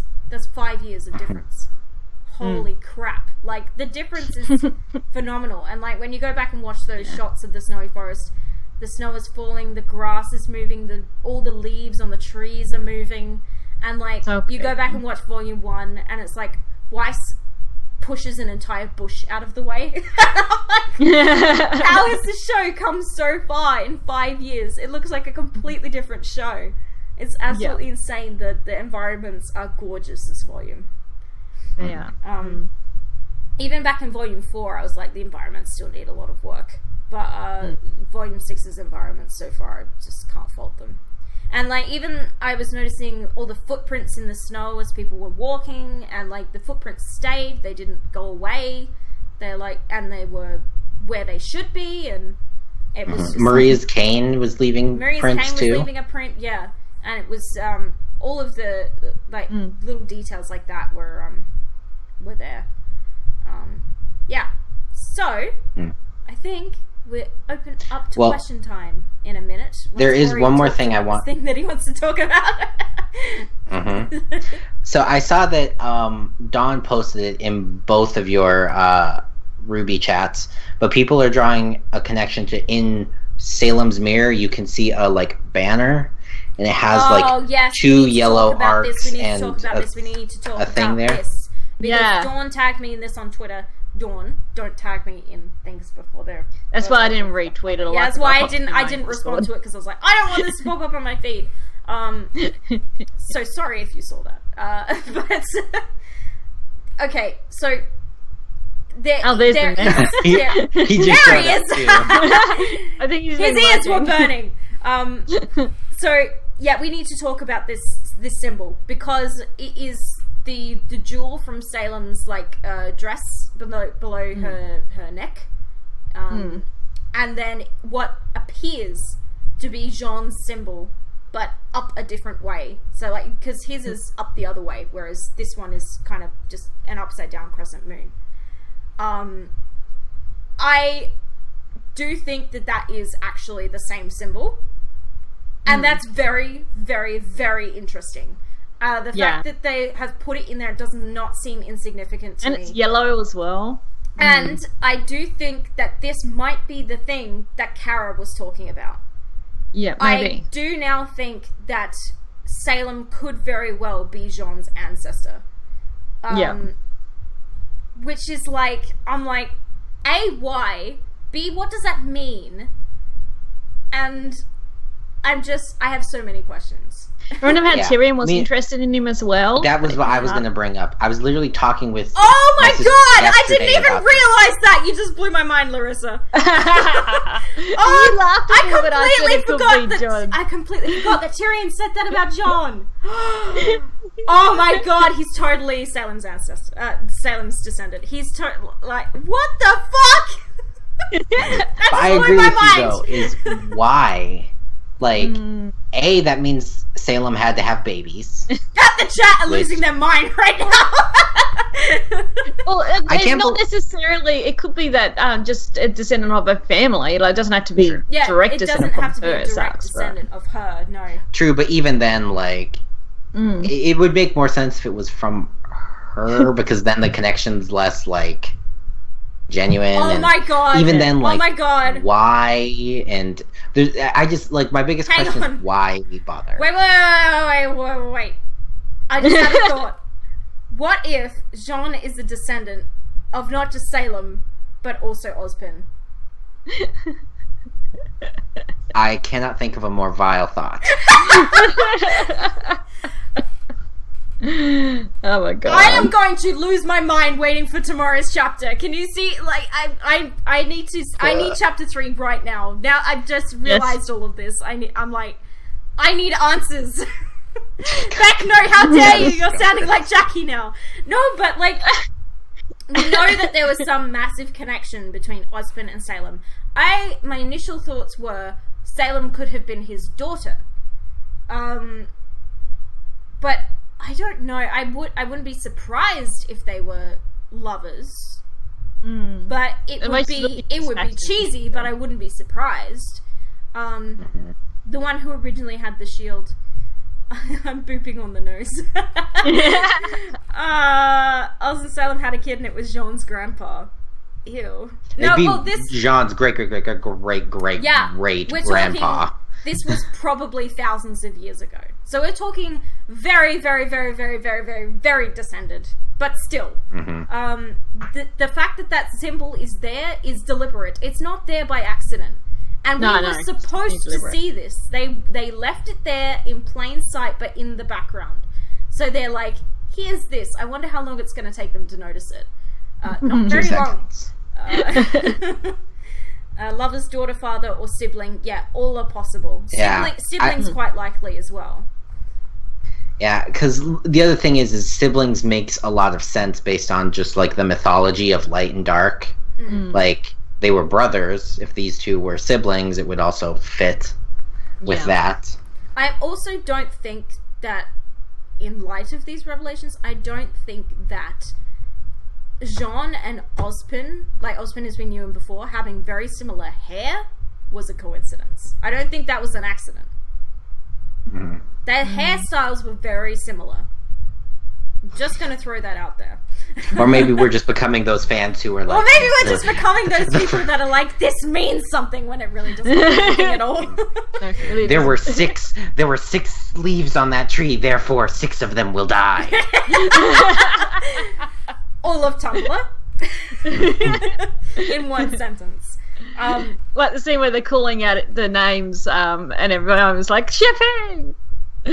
Yes.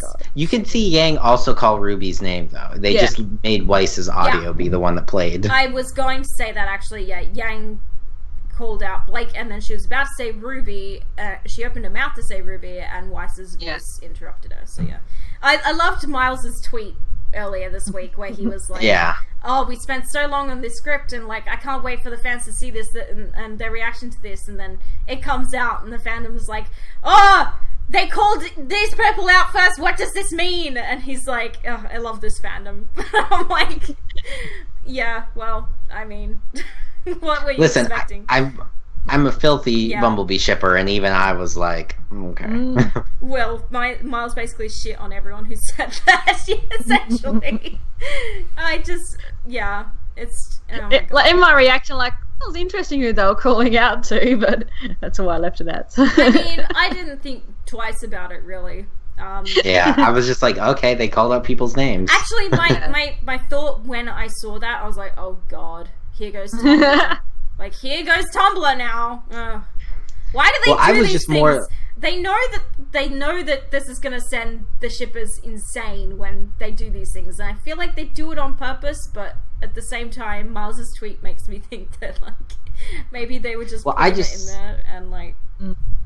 I just wondered if they didn't have a system in place amongst their team where if they get separated, they look for their partner, and that's why Ruby they did it that way. Is like, we are separated, find your buddy.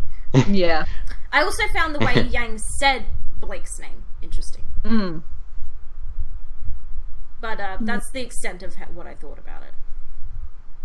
The last person in a list is always a person who's most important. What the fuck does that mean? Then why would Yang's last person would be Weiss? Like, that doesn't make any sense. Okay.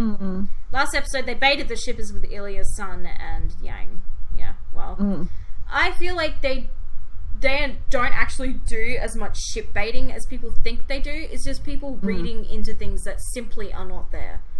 Exactly. As far as, like, in the script is concerned.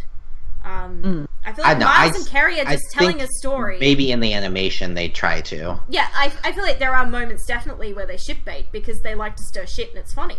But I feel like people think it's in there a lot more than it actually is. And it's just Miles and Cory are just telling a story and people are going, what does this mean? And, like, I mean, it doesn't mean anything. That's on all sides. Yeah. Like I mean, not like, even with, like, Black Sun and White Rose, they've all had moments like that where people are like, okay, people are reading way too much into this moment. The intro especially. Oh, that too, yeah. That little scene in the intro there, but like, it's shipping! Like, oh, it's really? not shipping. Oh my gosh, shut up. Like, I don't know if you guys saw this, but I was arguing with a person on Twitter yesterday, and nope. my main point just came down to was like, let them tell their goddamn story. Yeah, like seriously. Quit forcing things to happen. Just let them tell their story, and you'll either be right or you'll be wrong, and you'll find out. I saw someone on Twitter not that long ago who said something to the effect of, if Bumblebee doesn't happen, Rooster Teeth are cowards, or something like that. Oh. And I'm like, are you fucking kidding me? I was in the middle of writing a long reply to them, and I was like, I'm not even going to bother, because I'm just going to waste my time trying to argue with this moron. Like, I don't think that they would be cowards. Serious? Just because they don't make it real. It's just, at this point, it would feel like fan service to have any of these ships be canon, because thanks to Tumblr, they're all ruined.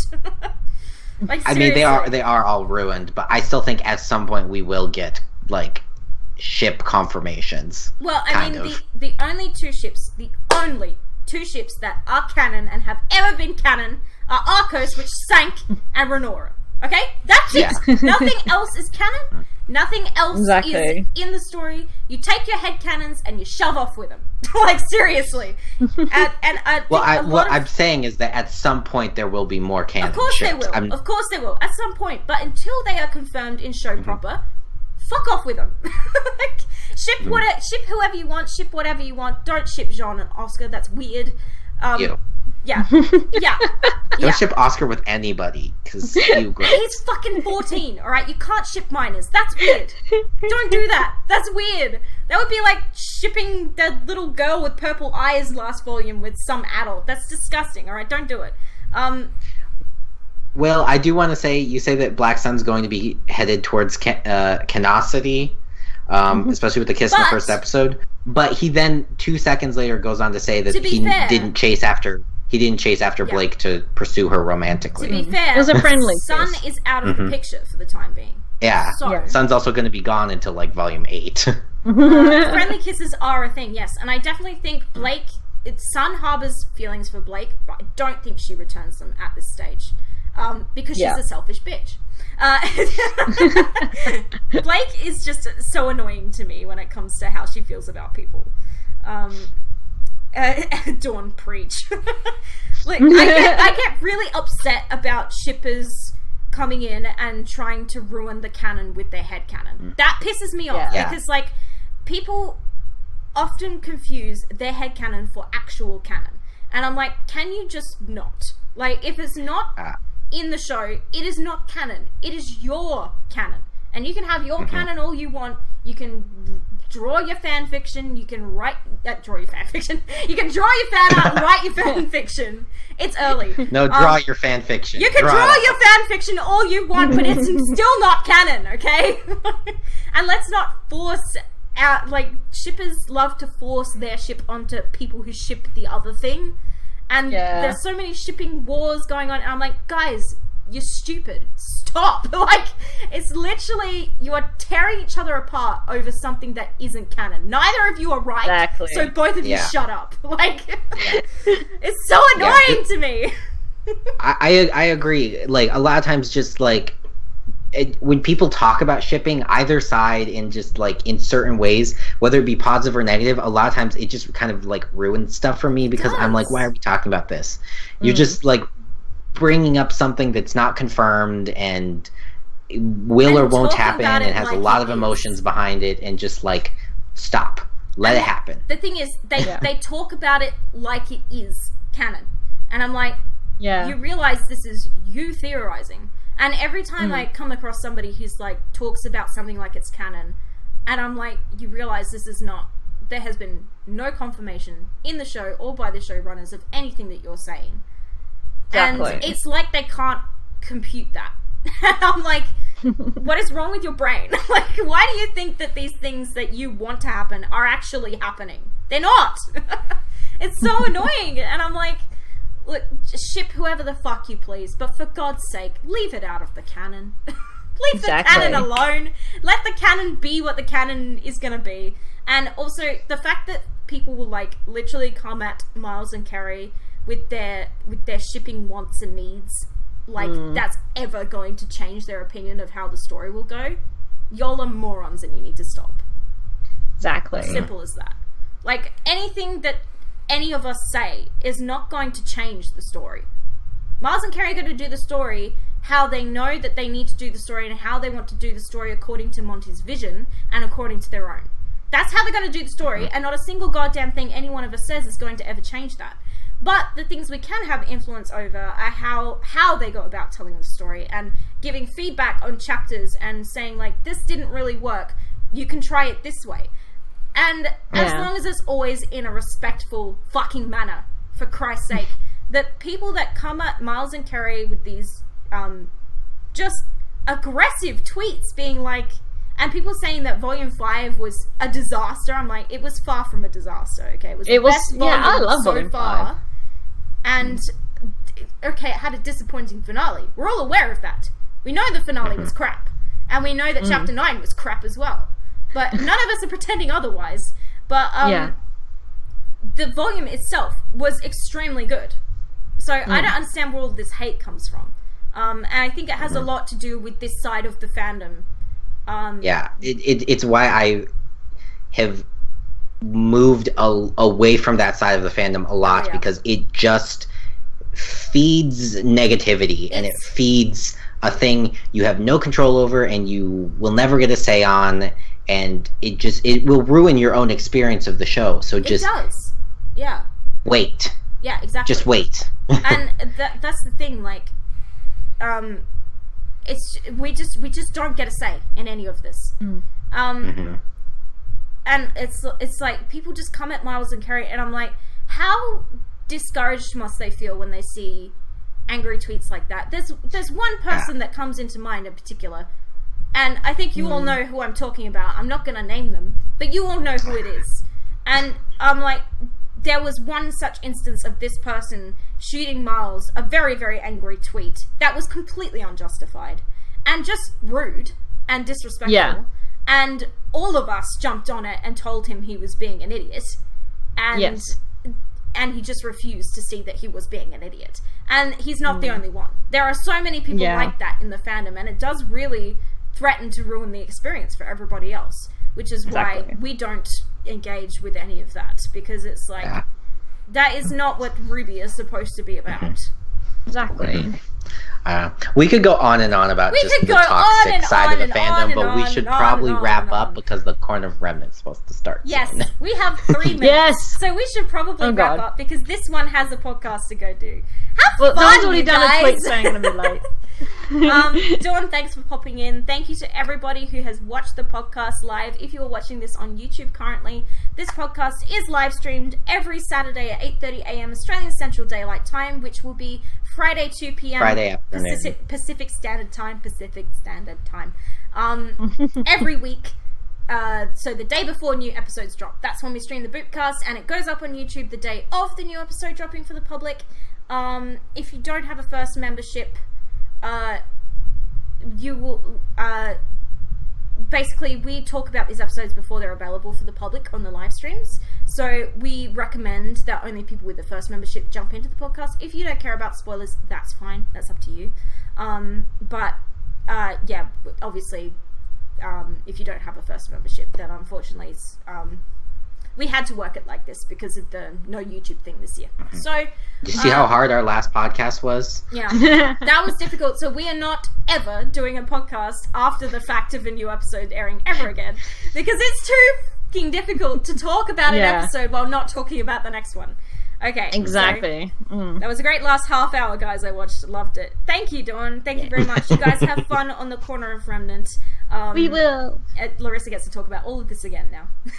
Yeah. And that's why we didn't have them on at the same time. So I don't have to make them both do our podcast and then do theirs, because that's horrendous. I am not going to announce next week's guest yet. I just made that decision. Yeah. I'm not going to say who it is, but we do have guests planned out for now the entire volume. So yay. Woo! And I think you guys are going to be very excited by a couple of the new additions and the people who are returning as well. So thank you, Larissa, for being on the Boopcast. First one of the volume with a guest. And thank you everyone who tuned in, and we will see you tomorrow for our chapter 2 reactions, and beyond that we will see you next week. Woo! Yay! Bye everybody! Bye everybody! Bye!